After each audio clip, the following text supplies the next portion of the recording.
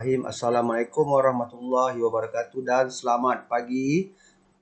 Baik, hari ini kita akan meneruskan lagi tajuk 2.1 iaitu perluasan kuasa British di Singapura. Di Singapura. Okay, sebelum ni kita dah belajar bagaimana British meluaskan kuasa mereka di Pulau Pinang.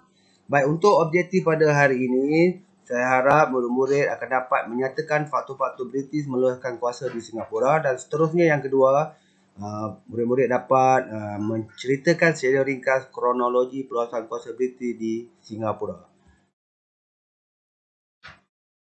Okey. Baik, setelah menguasai Pulau Pinang, British berusaha meluaskan pengaruhnya ke wilayah lain di alam. Jadi British dapatlah menduduki Melaka dan Betawi. Okey, apabila tanah jajahan Belanda berikutnya tercetus perang Napoleon di Eropah. Okey, ini adalah dua orang Inggeris yang terlibat dalam perluasan kuasa British di Singapura iaitu Stamford Raffles dan William Farquhar.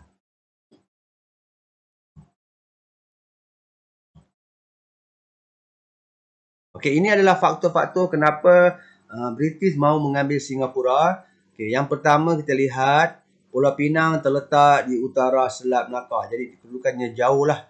Jauh. Yang kedua, Bangkahulu yang dikuasai oleh British berada di luar laluan utama perdagangan alam Melayu. Di Bangkahulu ni adalah milik British. Kemudian, kebanyakan kapal-kapal dagang berlabuh di Pelabuhan Betawi. Jatah sekarang ni Riau dan Lingga yang berada di bawah pengaruh Belanda. Jadi banyak kapal-kapal tidak pergi ke Pulau Pinang, sebaliknya pergi ke Betawi, Riau dan juga Lingga lah. Dan akhir sekali kenapa British mahu mengambil Singapura? Kerana British mahukan sebuah pelabuhan yang lebih strategik untuk bersaing dengan Belanda di alam Melayu. Seterusnya British boleh mengawal kedudukan Selat Melaka dan juga Selat Sunda. Dan Singapura boleh memainkan peranan sebagai pusat perkumpulan hasil-hasil ekonomi di alam Melayu.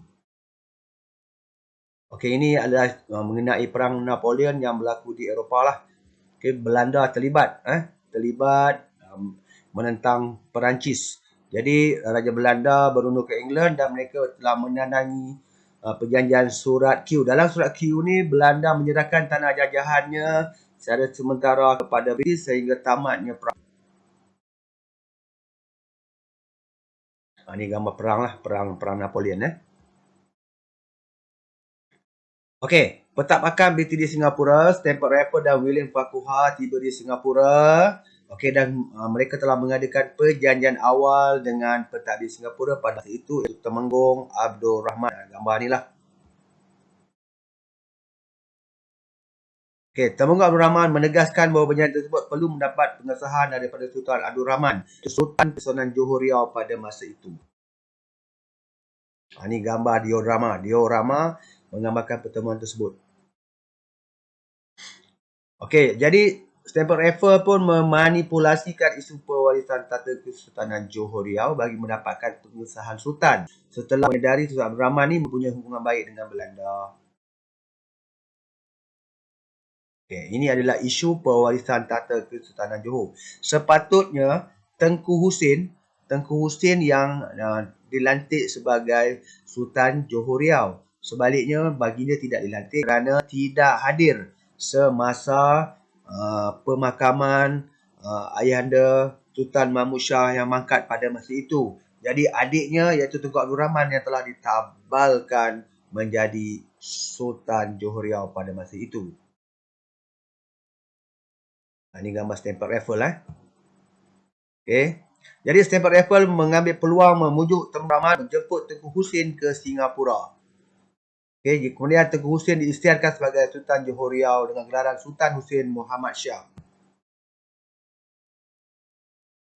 Jadi kesannya terdapatlah dua orang sultan dalam Kesultanan Johor iaitu Sultan Abdul Rahman di Lingga dan Sultan Husin bersemayam di Singapura.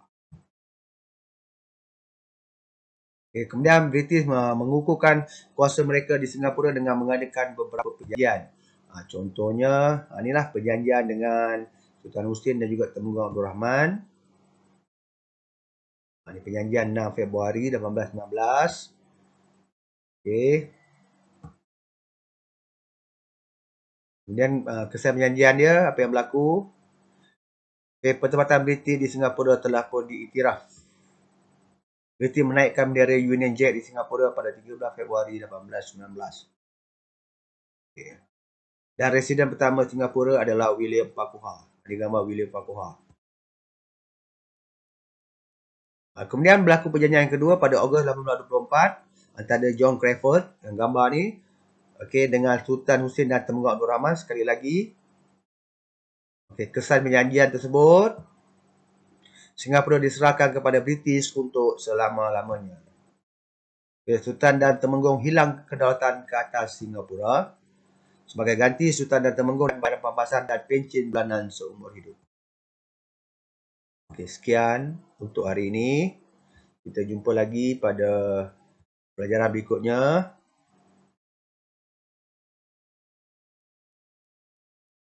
Jumpa lagi.